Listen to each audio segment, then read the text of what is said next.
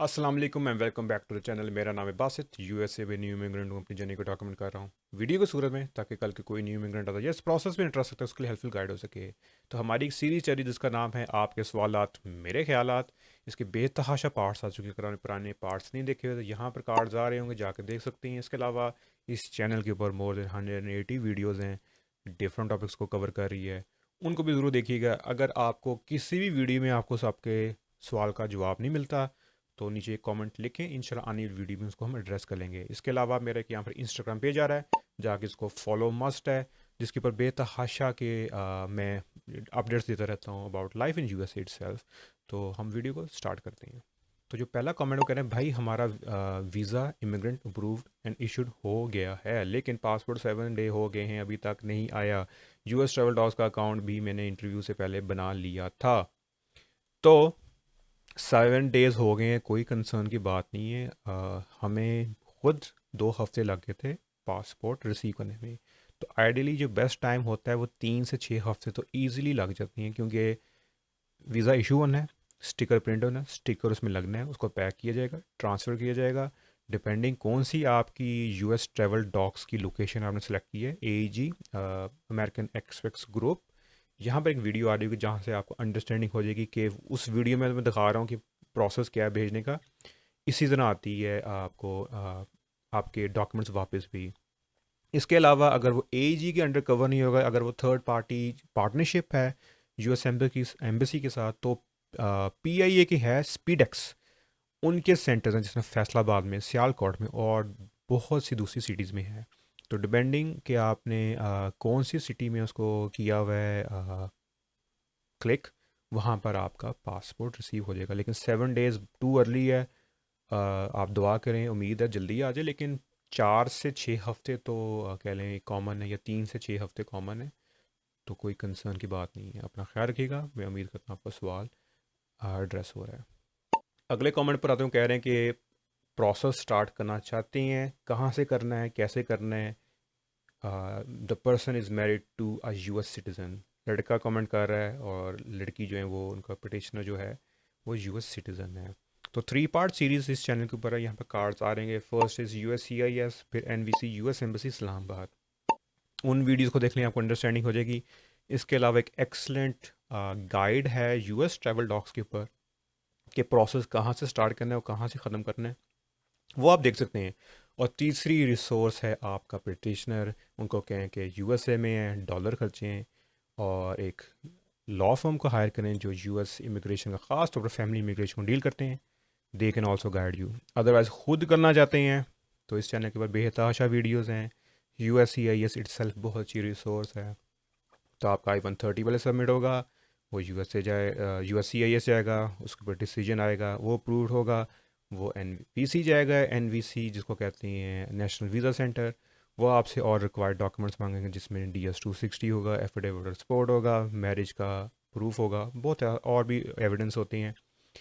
वो सब कुछ आप अपलोड करेंगे, आपको डॉक्यूमेंट क्वालिफाई मिलेगा, जिसको हम DQ कहते हैं। उस DQ के बाद आप उस लाइन में लग जाएंगे जहाँ पर आपको इंटरव्यू मिलेगा US एम्बेसी इस्लामाबाद में। आप इंटरव्यू में जाते हैं, आपने अपने साथ डॉक्यूमेंट्स लेके जाने होते हैं।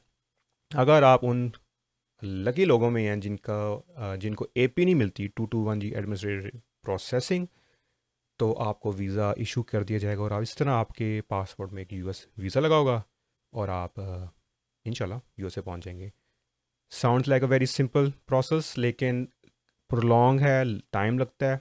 तो 3 रिसोर्सेज बता दी हैं, वो उसमें से आप देख सकते हैं। तो मैं उम्मीद करता हूँ जो आपका जो कमेंट है वो एड्रेस हो रहा है। अपना ख्याल रखिएगा। तो अगले कमेंट पर आते हैं। इनका वीज़ा इशूड हो चुका है। 6 जून को इनका स्टेटस चेंज हो रहा है। AEG लाहौर का एड्रेस दिया हुआ था, और जब इन्हें कॉल की तो उनको बताया गया कि अभी आपका पासपोर्ट नहीं आया। अभी पीछे कमेंट था उसमें बता रहा था कि 3 से 6 हफ्ते कॉमन है। आपने अच्छा किया कॉल करके पूछ लिया। इसी तरह हर हफ्ते हर 5 दिन में कॉल करें, हर मंडे को कॉल कर लें और आपको अपडेट मिल जाएगी।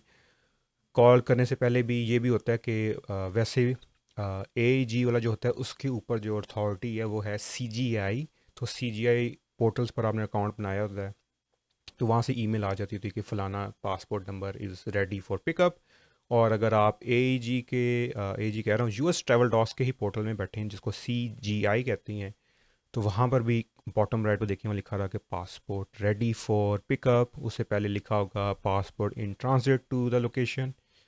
तो उस पोर्टल को भी आप फॉलो करते हैं ना, आपको अपडेट मिल जाएगी। तो मैं उम्मीद करता हूँ आपका जो सवाल है वो एड्रेस हो रहा है। अपना ख्याल रखिएगा। अगले कमेंट पर आते हैं। अस्सलाम वालेकुम भाई। वालेकुम अस्सलाम। ये ईलस जो प्रोसेस है उसके बारे में पूछ रहे हैं कि क्या चीज़ें, कितना टाइम लगेगा। तो ELIS जो है इलेक्ट्रॉनिक इमिग्रेशन सिस्टम है, कोई कंसर्न की बात नहीं होती। पुराने वक्तों में ख़ास तौर पर जो F4 के केसेस थे वो मैनुअल केस होते थे 2004 से लेकर 7 तक के। अब डिजिटल प्रोसेस आ चुका है। तो जब ये स्टेटस लिखा था इट मीन्स कि हमने वो पुरानी आपकी पेपर फाइल को कन्वर्ट करके उस सिस्टम में डाल दिया है। ELIS के अंडर ही आता है आपका CEAC जो काउंसलर इलेक्ट्रॉनिक समथिंग प्रोसेस है, जहाँ से अब सब कुछ डील किया जाता है। तो कोई कंसर्न की बात नहीं है। कितना टाइम लगेगा वो टाइम ये प्रोसेस नहीं बता रहा था ई के ELSIS में है या वो CEAC में है, क्योंकि टाइम तो आपका वीज़ा बुलेटिन से अटैच है और आपके लोकल एम्बेसी में कितना बैकलॉग है। तो डिपेंडिंग कि आपका केस कहाँ तक पहुँचा हुआ है, तो उस हिसाब से टाइम डिटरमिनेट होगा, रिगार्डलेस कि अब वो ELIS में है या CEAC में है। तो मैं उम्मीद करता हूँ आपका जो सवाल है वो एड्रेस हो रहा है। अपना ख्याल रखिएगा। अगले कमेंट पर आते हैं। वो कह रहे हैं कि जब डॉक्यूमेंट क्वालिफाई होते हैं तो कितने टाइम बाद वेलकम लेटर आता है। वेलकम लेटर डॉक्यूमेंट क्वालिफाई से पहले आता है, क्योंकि वेलकम लेटर जो होता है उसके ऊपर आपका जो CEAC पोर्टल है उसका एक्सेस होता है। एक इनवॉइस आईडी होता है और केस नंबर होता है।